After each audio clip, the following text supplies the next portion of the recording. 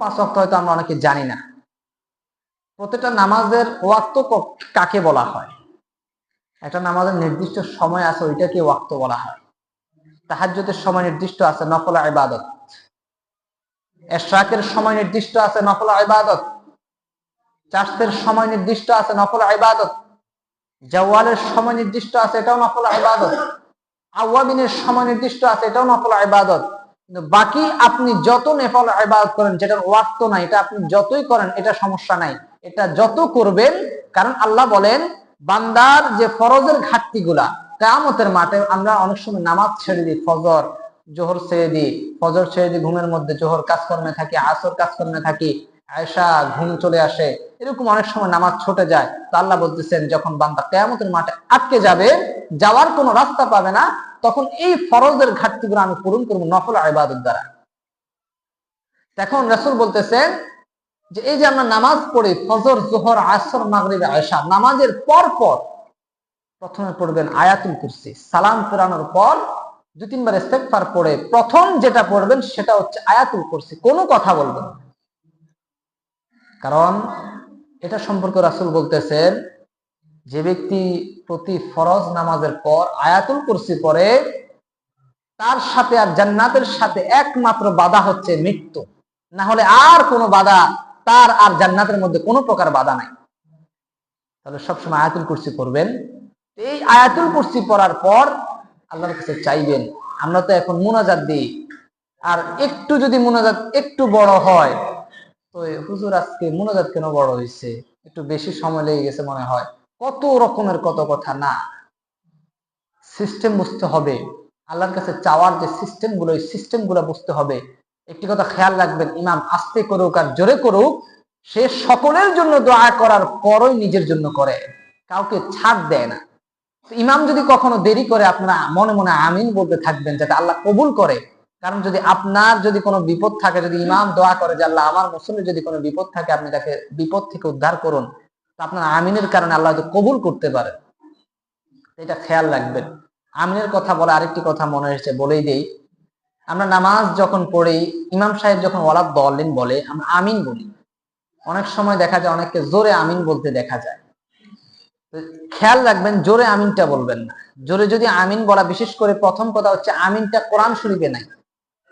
আমিন আপনি ওয়ালা দলিন পড়ার পর আমিন পাবেন না। আপনি যদি আমিন যদি বলেন না, আমি আমিন পড়তেই হবে বাধ্যতামূলক, আমি সৌদি গেছি, হজ করছি, ওইখানে দেখছি অনেকে জোরে আমিন পড়ে, তাহলে আমাকে পড়তে হবে বাধ্যতামূলক। তাহলে আমি বলবো, সূরা, অসংখ্য সূরা, যেমন সূরা বাকারার পরে একটা নির্দিষ্ট একটা শব্দ আছে, আরো অনেক সূরা আছে, বিশেষ করে যেমন ধরেন শেষ 10টি সূরা, এরপরে কালেমা পড়তে হয়, এটাও আপনাকে পড়তে হবে, লা হাওলা ওয়ালা কুওয়াতা ইল্লা বিল্লাহিল আলিয়্যিল আযীম।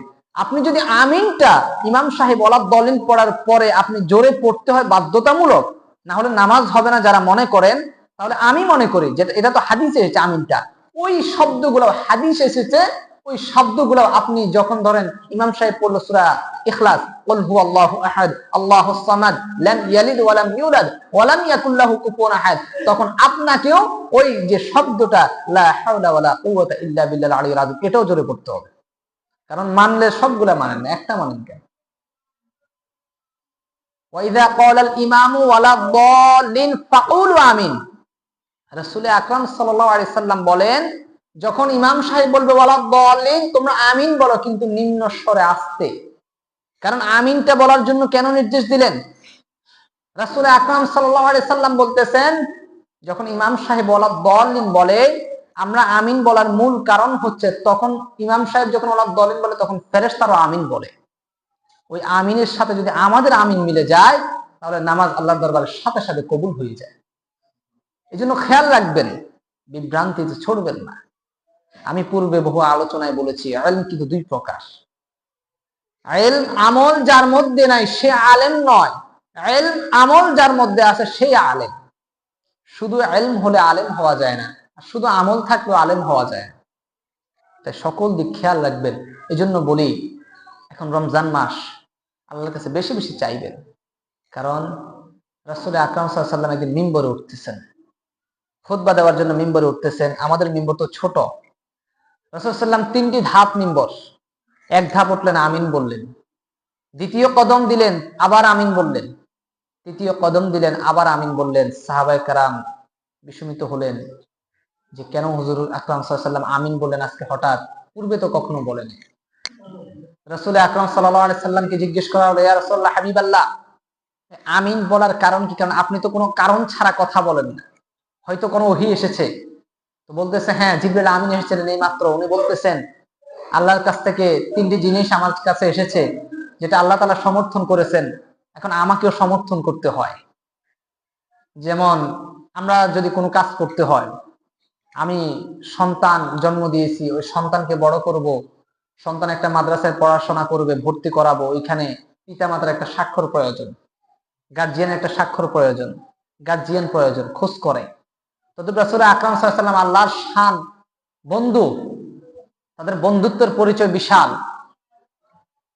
ওই রাসূল আকরাম সাল্লাল্লাহু আলাইহি ওয়াসাল্লামের কাছে আল্লাহ পাক রব্বুল আলামিন ওহী পাঠালেন যে আমি এই তিনটি জিনিসের মধ্যে সহমত পোষণ করি।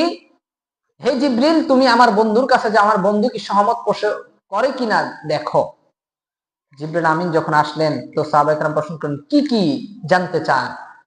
তো রাসূল আকরাম সাল্লাল্লাহু আলাইহি ওয়াসাল্লাম বলেন, সর্বপ্রথম হচ্ছে ওই সমস্ত ব্যক্তির উপর আল্লাহ তাআলা অভিশপ্ত করলেন, ওই সমস্ত ব্যক্তিকে আল্লাহ তাআলা লানত দিবেন যারা পিতা মাতার সাথে গাদ্দারি করে, পিতা মাতার সাথে অহংকার দেখায়, দাম্ভিকতা দেখায়, দাপট দেখায়। ওই সমস্ত সন্তানের উপর আল্লাহ তাআলা প্রতিনিয়ত এবং আল্লাহ তাআলা ফেরেশতারা পর্যন্ত প্রতিনিয়ত লানত দেয়। যে সমস্ত সন্তান পিতামাতাকে সম্মান করতে জানে না, পিতামাতাকে মর্যাদা করতে জানে না, ওই সমস্ত সন্তানের প্রতি। 2 নম্বরে বলতেছেন ওই সমস্ত ব্যক্তি যারা রমজান রোজা পেল, রমজান পেল, কিন্তু আল্লাহর কাছে ক্ষমা চাইতে পারলো না, নিজের তামাম জিন্দেগীর গুনাহগুলা ক্ষমা চেয়ে নিতে পারলো না, ওই সমস্ত ব্যক্তির উপর আল্লাহ লানত করে, রাসূল লানত করে, তার ফেরেশতারাও লানত করে। 3 নম্বর বলা হচ্ছে ওই সমস্ত ব্যক্তি যারা রাসূল আকরাম সাল্লাল্লাহু আলাইহি সাল্লামের নাম শোনা মাত্র দুরূদ পড়তে চায় না, এখানেও কৃপণতা করে, তাদের প্রতিও লানত করা। দুরূদটা কেমন? মনে করেন আপনি রাসূল আকরাম সাল্লাল্লাহু আলাইহি সাল্লামের নাম শুনলেন, আমি এখন বললাম, সাথে সাথে আপনি বলবেন সাল্লাল্লাহু আলাইহি সাল্লাম। এবং হাদিসে এসেছে রাসূল সাল্লাল্লাহু আলাইহি সাল্লাম বলতেছেন, যে ব্যক্তি রাসূলের প্রতি একবার দুরূদ পড়ে, আল্লাহ পাক রব্বুল আলামিন তার প্রতি 10 বার রহমত নাজিল করে, 10টি রহমত নাজিল করে। আরো অসংখ্য ফজিলত আছে। এই জন্য আল্লাহর কাছে চাইতে হবে, রমজান পেয়েছেন ক্ষমা চান। কারণ এই রমজান যদি ক্ষমা না পেতে পারে, তাহলে মনে হয় না, যারা রমজানে ক্ষমা পেতে না পারে তাদের জন্য গোটা 11 মাস যে ক্ষমা পাবে এটা অসম্ভব। কারণ আপনি দেখেন, শবে বরাতের রাত বৃদ্ধি করা হয়েছে, কথা খেয়াল করবেন। শবে কদর, শবে বরাত, রজবের প্রথম রাত্রি, 2 ঈদের 2 রাত্রি, যেটাকে 4 রাত বলি, এই 5টি রাত্রির ফজিলত এটা বৃদ্ধি করেছেন আল্লাহ তাআলা, কিন্তু সওয়াব বৃদ্ধি করেন নাই। অর্থাৎ বলা হয়েছে এই রাত্রি 1000 বছরের চাইতে উত্তম, লক্ষ কোটি বছরের চাইতে উত্তম। এ রাত্রে আমল করলে, এ রাত্রে আল্লাহর কাছে চাইলে আল্লাহ দোয়া কবুল করে, চাইলে চাওয়া পূরণ করে। কিন্তু রমজানটা এমন একটা মাস, প্রথম 10 দিন রহমত, এরপরে মাগফিরাত, এরপরে নাজাত, এই 3 ভাগে বিভক্ত।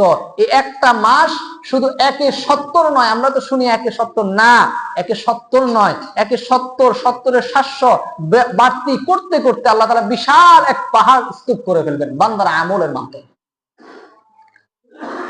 এখন দেখেন একটি ঘটনা মনে পড়লো, ঘটনা বলতে যেটা আমাদের সামনে ঘটবে আল্লাহ তাআলা জানিয়ে দিয়েছেন অগ্রিম।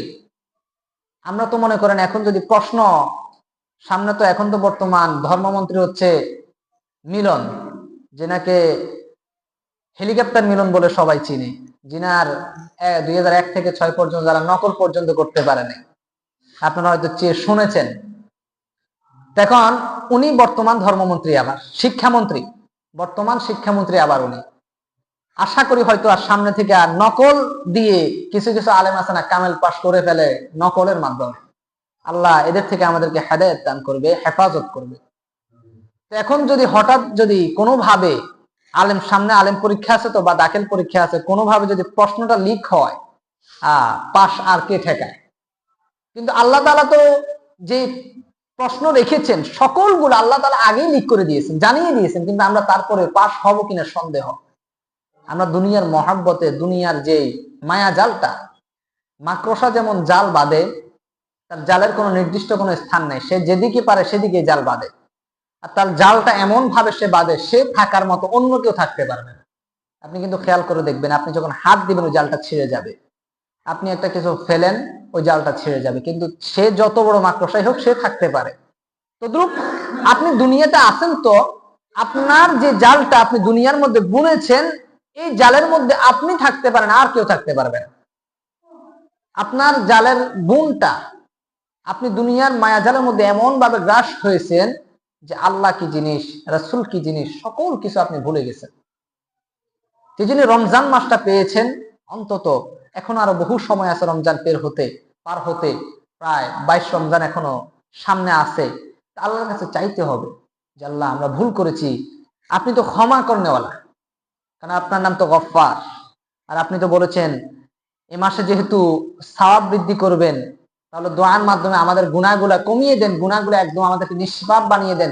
আমরা যতটুকু সম্ভব, শয়তান তো বন্দী আছে, সমস্যা তো নাই। আমি গত জুমায় বলেছিলাম শয়তান বন্দী থাকার পরেও কেন আমরা গুনাহ করি, তা আমি আর ওইদিকে যাচ্ছি না। শয়তান বন্দী আছে, আমরা গুনাহ করি, সেটা আমাদের অভ্যাস। কিন্তু আমাদেরকে অভ্যাস থেকে বের হতে হবে। একটা জিনিস অভ্যাস থাকতেই পারে, যেমন আমাদের এখন অভ্যাস হচ্ছে আমরা দৈনিক ভাত খাই। এখন যদি সরকার আইন করে যে না, আজ থেকে ভাত বন্ধ, শুধু 3 বেলা লুডুস, এটা সম্ভব হবে না আমাদের দ্বারা, আমাদের পেটেও মানবে না, কবে না, সম্ভব না। কারণ অভ্যস্ত বাঙালি ভাত, তরকারি, মাছ, এই সমস্ত গুলা। এখন যদি বলে না 3 বেলা আজ থেকে চাইল বাংলাদেশে একদম বন্ধ, ভাত রান্না একেবারে বন্ধ, শুধু লুডুস, এটা সম্ভব হবে না। এই জন্য আমাদেরকে প্রতিটি কাজে, প্রতিটি ক্ষেত্রে সিস্টেম অবলম্বন, অভ্যাসটা আমাদেরকে আস্তে আস্তে ছাড়তে হবে। সকল অভ্যাস তো আর ছাড়া যায় না, কিন্তু আল্লাহর ক্ষেত্রে, রাসূলের ক্ষেত্রে সকল কিছু আমাদেরকে ত্যাগ করতে হবে। কারণ আল্লাহ এবং রাসূলকে পেতে হলে আল্লাহ এবং রাসূলের শান ও আজমতকে বুঝে ওই অনুপাতে তাদের নির্দেশগুলো অনুসরণ করে আমলে আখলাকে নিজেকে পরিবর্তন করতে হবে।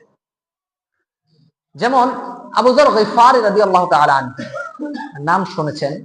আমি ওনার একটা সংক্ষিপ্ত একটা ঘটনা বলি। একদিন রাসূল আকরাম সাল্লাল্লাহু আলাইহি ওয়াসাল্লাম দরবারে হযরত জিবরিল আমিন আসলেন। জিবরিল আমিন আসার পরে আবু যর গিফারী রাদিয়াল্লাহু তাআলা আনহুর সামনে দিয়ে যাচ্ছেন। যাওয়ার সময় জিবরিল আমিন বললেন, উনি তো আবু যর গিফারী। রাসূল আকরাম সাল্লাল্লাহু আলাইহি ওয়াসাল্লাম অবাক হয়ে গেলেন। রাসূল বলতেছেন, তুমি আবু যর গিফারীকে কিভাবে চিনো? তিনি বলতেছেন, শুধু আমি না, আসমানে যত ফেরেশতা আছে সকল ফেরেশতা এবং আল্লাহ পর্যন্ত আবু যর গিফারীকে চিনে। বলে কিভাবে? বলে ওনার একটা ছোট্ট আমল আছে। বলে কি আমল? বলে উনি সর্বক্ষণ সুযোগ পেলেই সূরা ইখলাস তেলাওয়াত করেন। আর হাদিসে এসে রাসূল আকরাম সাল্লাল্লাহু আলাইহি সাল্লাম বলেছেন, যে ব্যক্তি 3 বার সূরা ইখলাস তেলাওয়াত করবে, তার আমলনামার মধ্যে আল্লাহ পাক রব্বুল আলামিন 1 খতম কোরআনুল কারীমের সওয়াব দান করবেন। সুবহানাল্লাহ। তাহলে এতটুকু বলবো, কে কিভাবে আল্লাহর কাছে প্রিয় হয় বলা যায় না। অসংখ্য সাহাবী আসছে, একজন একটার কারণে আল্লাহর কাছে প্রিয় হয়েছে, একজন এক একটা কাজের কারণে আল্লাহর কাছে প্রিয় হয়েছে। আমরা তো আর একসাথে সকল কাজ ধরতে পারবো না। আমাদের কাছে যেটা সহজ মনে হয় আমরা ওইটা ধরি, কারণ অল্প অল্প আমলে আমাদের জন্য নাজাতের জন্য যথেষ্ট হয়ে যাবে। অল্প অল্প আমলগুলো আমাদের নিজের ভিতরে রাখে। সূরা ইখলাস কঠিন বিষয় না। আমরা এখানে উপস্থিত অনেকে আছি যারা কোরআন পড়তে পারি না সুন্দরভাবে, সহিহ শুদ্ধভাবে। একটি কথা খেয়াল রাখবেন, কোরআন এমন একটা জিনিস, এটা সম্মানের জিনিস, ইজ্জতের জিনিস। এটাকে যদি আপনি বাংলা বইয়ের মতো ব্যবহার করেন অসম্ভব। আমরা অনেক সময় দেখি কোরআনের সাথে আদবহীনতা হয়, কোরআনকে এভাবে ধরে হাঁটে। কোরআন আদব, আপনি সব সময় কোরআনকে বুকের মধ্যে স্থান দিবেন, যেখানেই যান কোরআনটাকে রাখবেন বুকে। অজু ছাড়া কোরআন ধরবেন না, অজু ছাড়া কোরআন ধরবেন না, নাপাকি অবস্থায় কোরআন পড়বেন না। কোরআনের শান, কোরআনের মর্যাদা বৃদ্ধি করুন, কোরআনের মর্যাদা নিজের ভিতরে রাখুন। কারণ কোরআনকে যদি আপনি সম্মান করেন, কোরআনও আপনাকে সম্মান দিবে। আপনি হয়তো বলতে পারেন কিভাবে সম্মান দেয়। আপনি দেখেন বাংলাদেশে অসংখ্য হাফেজ আছে, আমি নিজেও হাফেজ। আল্লাহ তাআলা এই যে কোরআন মুখস্থ করেছে, মুখস্থর মাধ্যমে আল্লাহ তাআলা আমাকে সম্মান দিয়েছেন, ইজ্জত দিয়েছেন, যার কারণে এই স্থানে আছে। কোরআনের ইজ্জতের কারণে, কোরআনকে মর্যাদা করার কারণে আছে, না হলে অসম্ভব। কারণ কোরআন তো আমরা অনেকেই পড়তে পারি, সবাই তো আর একই স্থানে নাই। এই জন্য কোরআনকে সম্মান করুন, কোরআনও আপনাকে সম্মান দিবে, হয়তো এভাবে না তো অন্যভাবে। কোরআনকে মহব্বত করুন।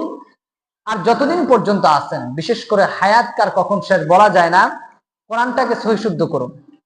রমজান মাস চলতেছে তো বিভিন্ন জায়গায় অনেক সময় হুজুররা মাস্ক করায়, আমরা তো বসতে চাই না। মাস্কে বসবেন, বা এখানে মাদ্রাসা আছে, মাদ্রাসায় আসবেন, মাস্ক হবে, বা একটা নির্দিষ্ট সময় দেওয়া হবে, বা বিশেষ করে আপনি শেষ 15টি রমজান মাস করেন, কোরআনটা শুদ্ধ করার চেষ্টা করুন। প্রত্যেকে আসেন সওয়াবের আশায়। আপনি যদি মনে করেন না এখানে আমি যাব না, এখানে লোক ভালো না, মসজিদের কমিটি ভালো না, মসজিদের সিস্টেম ভালো না, এটা চিন্তা করে আমি পড়ে থাকলে হবে না। মসজিদের হুজুর ভালো হোক বা না হোক, আমার যেটা কাজ সেটা আমার আদেই হলে তো হয়। নিজের বালা দুনিয়া চিনি, নিজের বালা সবাই চিনে, পাগলেও চিনি, যেটা নিজের ভালো। আপনি যদি না চিনেন, আমার কিছু করার না, আমার দায়িত্ব কর্তব্য, আমার বলা দরকার, আমি বলতে পারবো। তাই অনুরোধ করব, অন্তত 15 রমজান বা 20 রমজান মাদ্রাসায় সময় দেন, বা আপনার সন্তানকে পাঠান, বা আপনার মেয়েকে পাঠান, ছেলেকে পাঠান, কোরআনটা সহিশুদ্ধ করুন। এখন স্কুল কলেজ সকল বন্ধ, সব বন্ধ। স্কুল কলেজ মাদ্রাসা শুধু হিফজ বিভাগগুলা খোলা আছে, আর সকল শিক্ষা প্রতিষ্ঠান রমজান মাস বন্ধ। আপনি পাঠান না, আপনার মেয়ে কোরআন পড়তে জানে না, আপনার ছেলে কোরআন পড়তে পারে না, আপনি নিজে পারেন না, লজ্জার কিছু নাই। হ্যাঁ, আপনি যদি বলতেন বাংলা ইংরেজি, তাহলে বলতাম না এটার এখন প্রয়োজন নাই, এটা পড়তে গেলে একটা লজ্জা বোধ হয়। কিন্তু কোরআনের ক্ষেত্রে কোনো প্রকার কম্প্রোমাইজ নেই, কোনো প্রকার লজ্জা নাই। আপনি যে বয়সের হন, শিক্ষার ক্ষেত্রে কোনো প্রকার বয়সের সীমা নাই। কারণ কোরআনটা বৃদ্ধ বয়সেও শিখা যায়, যুবক বয়সেও শিখা যায়, কিশোর বয়সেও শিখা যায়। শুধু আপনার নিয়ত থাকতে হবে, ইন্নামাল আমালু বিন্নিয়াত। আপনার নিয়ত থাকতে হবে। নিয়ত যদি সহিহ হয়, প্রতিটি কাজই সুন্দর হয়। আল্লাহ পাক রব্বুল আমাদেরকে কবুল আর মঞ্জুর করুক।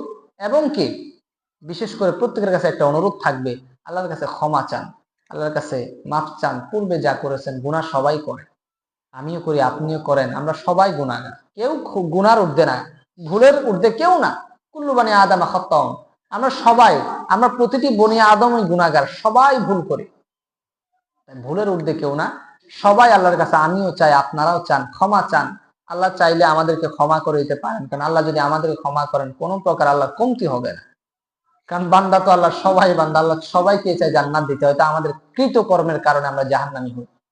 আল্লাহর কাছে চাইবেন আল্লাহ যেন আমাদের ক্ষমা করে, এবং কি রমজান মাস আমাদের থেকে এমন ভাবে বিদায় করে যাতে আমরা নিষ্পাপ মাসুম হই। আর বিশেষ করে রমজানে কোরআনটাকে শুদ্ধ করুন, লজ্জার কিছু রাখবেন না। আসুন, জানুন, পড়ুন, শিখুন।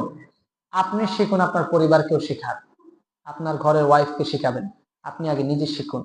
অনুরোধ করব, কোরআনটা সহিশুদ্ধ করুন। নামাজের হুকুম